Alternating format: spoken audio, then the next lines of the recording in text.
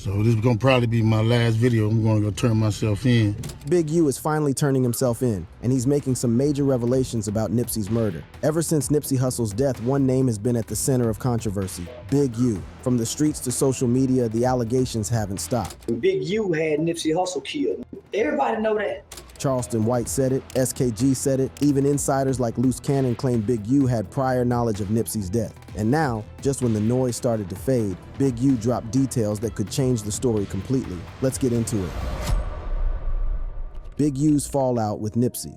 Nipsey Hussle, born Ermias Joseph Asgedam, was a rapper and entrepreneur from South Los Angeles. He gained recognition for mixtapes like The Marathon and his Grammy-nominated album Victory Lap. Beyond music, Nipsey was known for his business ventures and community work, particularly his Marathon clothing store at Crenshaw and Slauson. Eugene Big U Henley has a very different background. As a prominent figure associated with the rolling 60s neighborhood Crips, his early life involved street activities that eventually led to prison time. In his interview with DJ Vlad, Big U discussed his upbringing and connection to the streets. Big U served 13 years in prison from 1991 to 2004. After his release, he claimed to focus on community activism and violence intervention programs. The relationship between Big U and Nipsey started off positively around 2008. Big U took on a mentorship role in Nipsey's early career, helping him build his All Money In brand and expand his reach. According to reports from All Hip Hop, Big U toured with Nipsey, including the LAX tour with Game and Kendrick Lamar, then K. Dot. At the time, Big U was around 40 years old, while Nipsey was 18, 19. In interviews, Big U noted that he saw something unique in Nipsey's style and hustle. For his part, Nipsey showed appreciation by shouting out Big U in his music. However,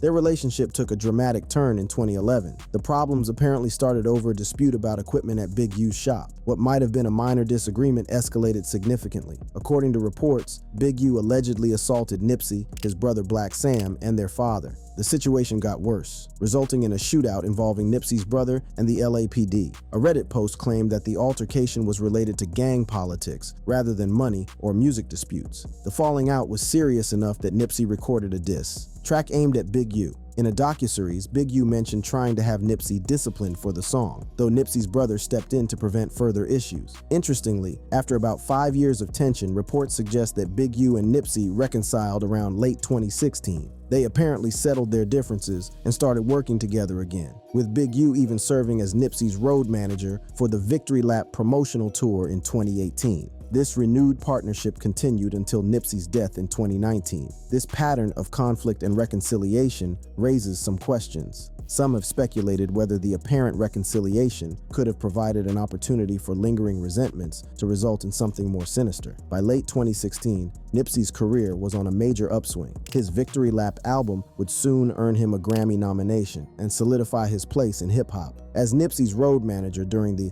Victory Lap tour, Big U would have known about Nipsey's movements and security arrangements. He would have been one of the few people Nipsey trusted, which some suggest could have been exploited. Despite these theories, it's important to note that Eric R. Holder Jr. was convicted of Nipsey's murder in 2022 and sentenced to 60 years to life in prison in 2023. The official finding is that Holder, motivated by a personal dispute with Nipsey, acted alone. In a 2021 Drink Champs interview, he rejected rumors linking him to the killing, saying they had no ongoing beef and maintained communication. He expressed frustration about people using Nipsey's death for attention. However, recent developments have brought new attention to the case. On March 28, 2025, Adam 22 from the No Jumper podcast revealed that federal agents had visited him regarding Big U's case. According to reports, the agents were looking for a cease and desist letter that Big U sent after a No Jumper episode where rapper Loose Cannon claimed Big U had prior knowledge of Nipsey's murder. This is particularly interesting considering Big U's March 2025 arrest on federal RICO charges. While these charges mainly involve allegations of fraud, extortion, tax evasion, and the 2021 murder of rapper Rayshawn Williams, they have renewed questions about potential connections to other crimes, including Nipsey's murder. The federal interest in the cease and desist letter suggests investigators might be looking at Big U's reaction to the allegations. Why would he be so determined to silence these claims if they weren't true?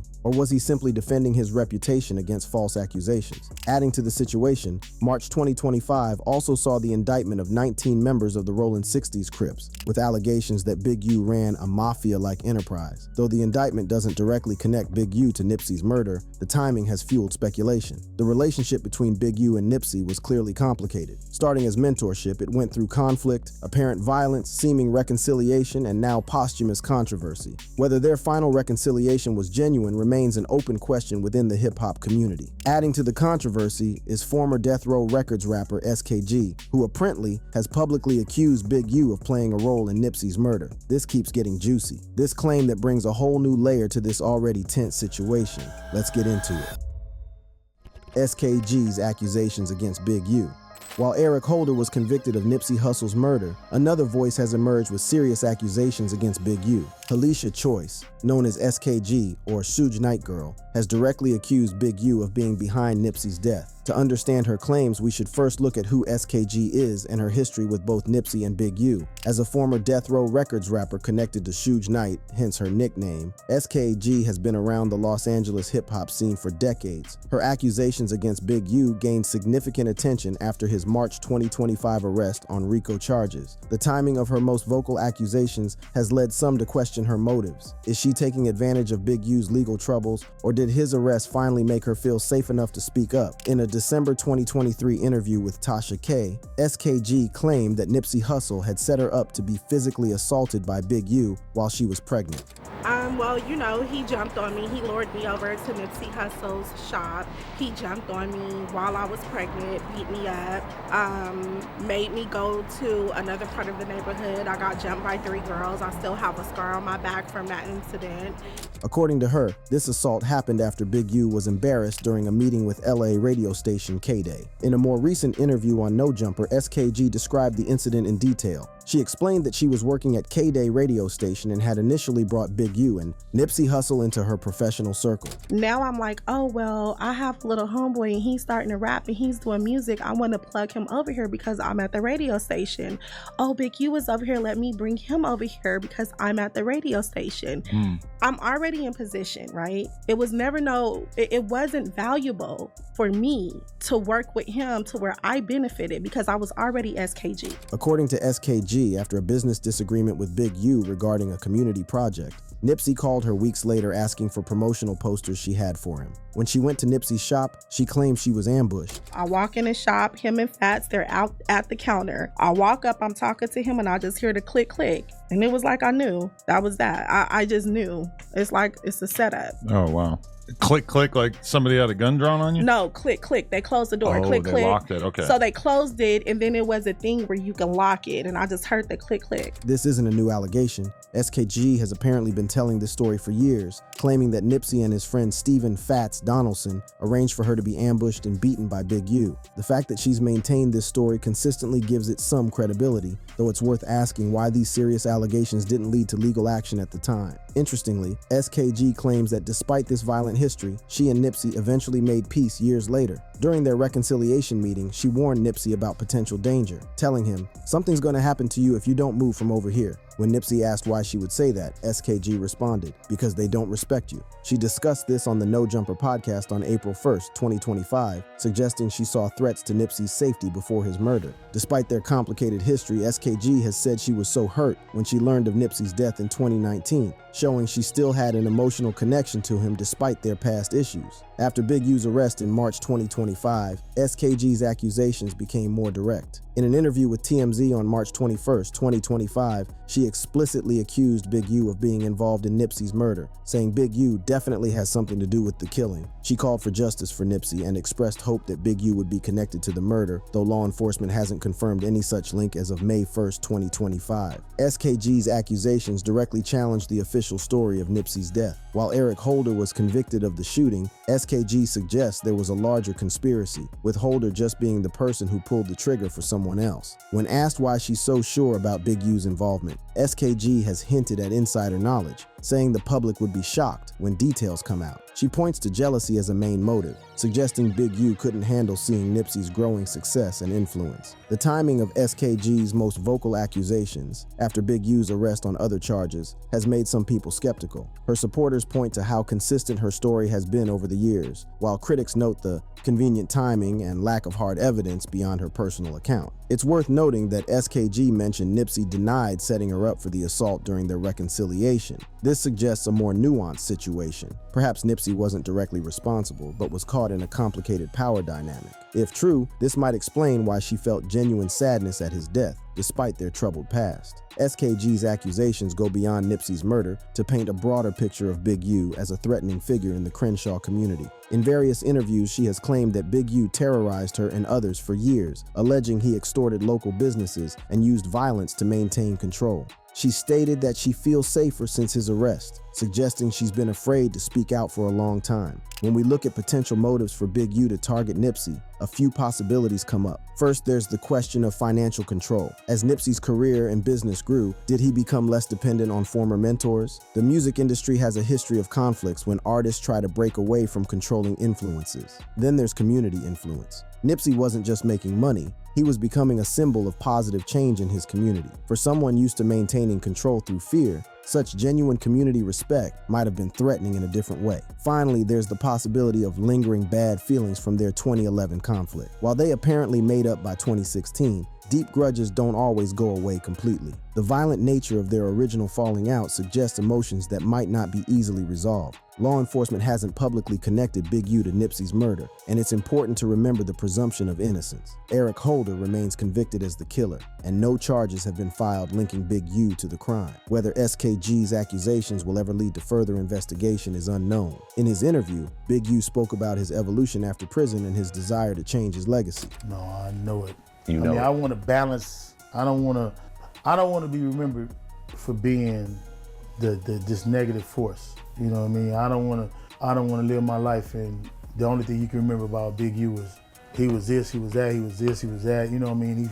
Some critics have questioned SKG's own motives. Her connections to Suge Knight, himself a controversial figure with a history of alleged violence in the music industry, raise questions about potential biases. Others wonder if her accusations are more about settling old scores than seeking justice. This situation reflects broader themes in hip-hop: loyalty, betrayal, mentorship dynamics, and the complex power structures that often operate behind the scenes. These patterns have affected many lives in an industry that sometimes blurs the lines between street credibility and dangerous criminal connections. Whatever the truth of these allegations, one thing is clear: Nipsey Hussle's death created a huge void in hip-hop that goes well beyond music. His murder took away a community leader, silenced a voice for economic empowerment, and devastated fans who saw in him a different model for success, one that involved investing in his community rather than leaving it behind. Nipsey's death was a devastating loss. It was a moment that shook the entire hip-hop community. It made people take a step back and really think about what he represented, both in music and beyond.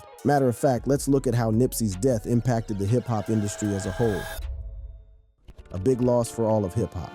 When Nipsey Hussle was killed on March 31st, 2019, his death had ripple effects throughout hip-hop that continue to this day. The most immediate impact was a huge surge in his music's popularity as fans both old and new connected with his work. In the weeks after his murder, his album Victory Lap reached a new peak of #2 on the Billboard 200, an achievement he never got to see. His single Racks in the Middle, featuring Roddy Ricch and Hit Boy, climbed to #26 on the Hot 100 and won Best Rap Performance at the 2020 Grammy Awards. While it's common for artists to see increased attention after death, the response to Nipsey's passing went beyond typical posthumous interest. Major artists across hip-hop created tributes that showed just how widely his influence had spread. Kendrick Lamar demonstrated this impact powerfully. In his 2022 song, The Heart Part 5, Kendrick used deepfake technology to morph into Nipsey's image while rapping from his perspective. This wasn't just a standard tribute, it was Kendrick's attempt to let Nipsey's voice continue to be heard. At Nipsey's memorial service, Kendrick wrote a letter recalling their early touring days together, revealing a friendship that went back to their early careers. Other artists like Snoop Dogg, Nipsey Blue, and Big Sean, Deep Reverence, created musical tributes, while the 2020 Grammy Awards featured a performance by DJ Khaled, John Legend, Meek Mill, Roddy Ricch, and YG honoring Nipsey. Beyond music, Nipsey's death had real impacts on his community. In one of the most significant developments, gang leaders used his murder as a catalyst for peace, leading to ceasefires between rival gangs in LA and Compton. These truces reportedly involved hundreds of people and were compared to similar peace efforts after the 1992 LA riots. This peacemaking effect is one of the most powerful parts of Nipsey's legacy. Someone who came from gang culture had become such a positive force that even in death, He inspired former rivals to set aside long-standing conflicts. Nipsey's business vision also continued after his death. His Marathon clothing store stayed open, and in September 2019, the AMB store opened on Crenshaw Boulevard, continuing his community-based business approach. Puma released a Marathon clothing collection with proceeds going to the neighborhood NIP Foundation, ensuring his community work could continue. This approach to business has influenced many hip-hop artists to reconsider how they invest their money. Rather than just endorsing existing brands or creating vanity labels, more artists have followed Nipsey's model of building businesses that directly employ and serve their communities.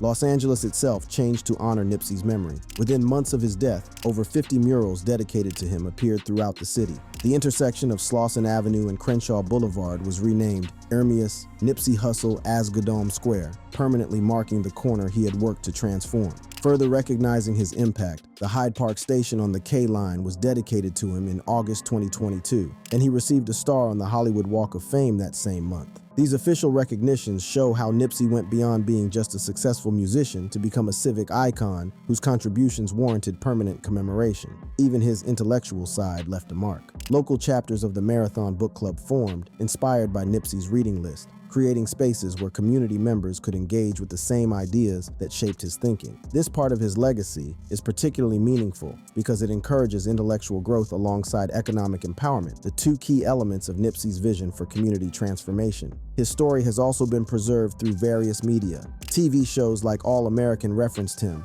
and a Netflix documentary co-produced by Ava DuVernay was announced, ensuring future generations would learn about his philosophy and impact. The influence extended beyond music into sports, with NBA player Russell Westbrook dedicating a 2020 game on April 2, 2019 to Nipsey's memory. This cross-cultural impact shows how Nipsey's message connected with successful black men across different fields who recognized in him someone who had stayed connected to his community despite achieving personal success. Perhaps most importantly, Nipsey's death caused reflection within hip-hop about violence, gang culture, and artists' responsibilities to their communities. Industry conversations shifted noticeably after his murder, with more prominent voices questioning whether authenticity needs to involve ongoing street connections. What makes Nipsey's impact unique is how it goes beyond the usual remembrance of fallen artists. Rather than just being remembered for his music, Nipsey is celebrated for what he was building, a new approach to success that didn't require choosing between making it out and staying connected to your community. The phrase, "The Marathon Continues,"